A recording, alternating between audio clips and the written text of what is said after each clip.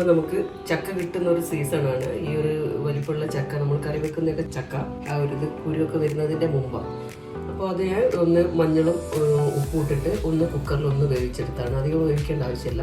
അപ്പോൾ ഫ്രൈ ചെയ്യുമ്പോൾ കുറച്ച് എളുപ്പമായിരിക്കും. പിന്നെ ഇതിൻ്റെ അകത്തേക്ക് നമുക്ക് ഞാൻ ഉപ്പിട്ട് വേവിച്ചുകൊണ്ട് തന്നെ കുറച്ച് ഉപ്പേ നമ്മൾ ചേർത്ത് വെക്കുന്നുള്ളൂ. ഈ മസാലയ്ക്കെല്ലാം വേണ്ടേ. പിന്നെ മുളക് പൊടി, ഞാൻ കാശ്മീരി മുളക് പൊടിയാണ് ചേർത്ത് നമുക്കിതൊരു കളറൊക്കെ കിട്ടാൻ വേണ്ടിയിട്ട്. പിന്നെ ഒരു 1/4 ടീസ്പൂൺ പോലെ മല്ലിപ്പൊടി, ഒരു 1/4 ടീസ്പൂൺ പോലെ ചിക്കൻ മസാലയോ ഗരം മസാലയോ ഏത് വേണമെങ്കിൽ ചേർക്കാം. പിന്നെ മഞ്ഞളിട്ട് വേവിച്ചത് കൊണ്ട് തന്നെ കുറച്ച് മഞ്ഞൾപ്പൊടിയുടെ ഇരതയും ചേർക്കുന്നുണ്ട്. ചെറിയ കഷ്ണം ഇഞ്ചി 2-3 വെളുത്തുള്ളിയും കൂടി ഒന്ന് ചതച്ചെടുത്താണ്, അതും കൂടി നമ്മൾ ഇതിൻ്റെ അത് ചേർത്ത് കൊടുക്കുന്നുണ്ട്. പിന്നെ നമുക്കിതൊന്ന് നന്നായിട്ടൊന്ന് മിക്സ് ചെയ്തെടുക്കാം. ഇനി നമുക്കിത് നല്ല എണ്ണയിൽ ഒന്ന് ഫ്രൈ ചെയ്തെടുക്കണം. അപ്പോൾ എണ്ണ നന്നായിട്ട് ചൂടായിട്ടുണ്ട്. നമുക്ക് എണ്ണയിലിട്ടൊന്ന് ഫ്രൈ ചെയ്തെടുക്കാം.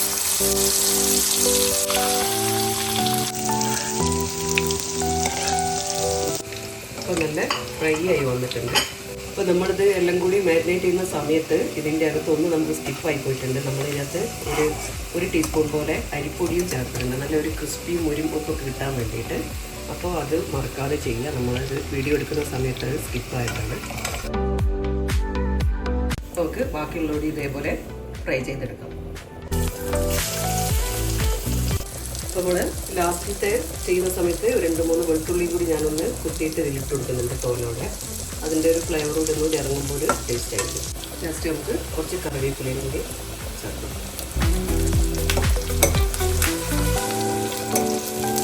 അപ്പോൾ നല്ല ഫ്രൈ ആയിട്ട് വന്നിട്ടുണ്ട്. നമുക്ക് സ്റ്റൗ ഓഫ് ചെയ്യാം.